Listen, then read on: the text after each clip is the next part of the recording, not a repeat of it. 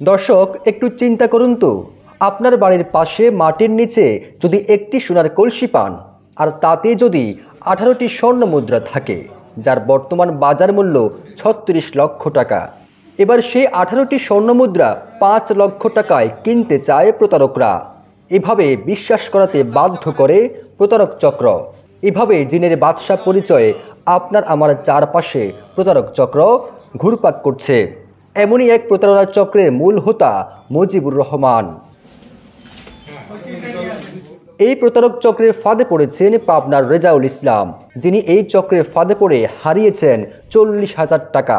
গ্রামের সহজ সরল মানুষকে গুপ্তধনের লোভ দেখিয়ে প্রতারণা চক্র হাতিয়ে নেয় লাখ লাখ টাকা। যমুনা ইস্তি, the goodness of purified air. আমার বাসায় এনেছি যমুনা ইস্তি, আপনি কিনছেন তো? তবে অবশেষে এমন প্রতারণা চক্রের 5 সদস্য পুলিশের জালে ধরা পড়েছে। সিরাজগঞ্জের সলঙ্গা থানায় অভিযান চালিয়ে তাদের আটক করা হয়। তারা হলেন পাবনার মুজিবুর রহমান ও আকাশ সর্দার, ঠাকুরগাঁয়ের জগন্নাথপুর উপজেলার শফিউল আলম ও তার স্ত্রী ফাতেমা খাতুন এবং দিনাজপুরের মনোয়ার হোসেন। আটকের সময় জব্দ করা হয় 6টি সোনালী মূর্তি ও আয়ুর্বেদিক ওষুধ।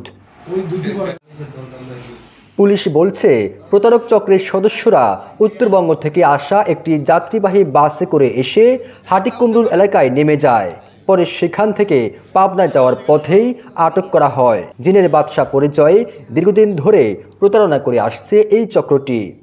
গোল চত্বরে আমাদের গতকালের যে নাইট পার্টি ছিল, আমাদের এসআই আব্দুর রাজ্জাকের নেতৃত্বে সেই নাইট পার্টি কালকে টহল দিচ্ছিল। ওই সময় উত্তরবঙ্গ থেকে একটি বাস রাত্রি 4টার দিকে উত্তরবঙ্গ থেকে একটি বাস থেকে 5 জন যাত্রী নামে এবং 5 জন যাত্রী নেমে তাদেরকে সন্দেহ হলে প্রাথমিকভাবে তাদেরকে জিজ্ঞাসাবাদ করে এবং তাদের হাতে থাকা যে ব্যাগ ছিল, তাদের সাথে থাকা ব্যাগ তল্লাশিপূর্বক এই 6টি আমাদের স্বর্ণ সদৃশ, এক কথায় সোনালী রঙের স্বর্ণ সদৃশ 6টি মূর্তি উদ্ধার করে এবং আরও কিছু মালামাল, তাবিজ এবং যেটা মানুষের সাথে বিভিন্ন রকম প্রতারণা করে, বিভিন্ন ধরনের প্রতারণার কাজে ব্যবহারের যেগুলো সামগ্রী, সেগুলো সহ তাদের কাছ থেকে উদ্ধার করে।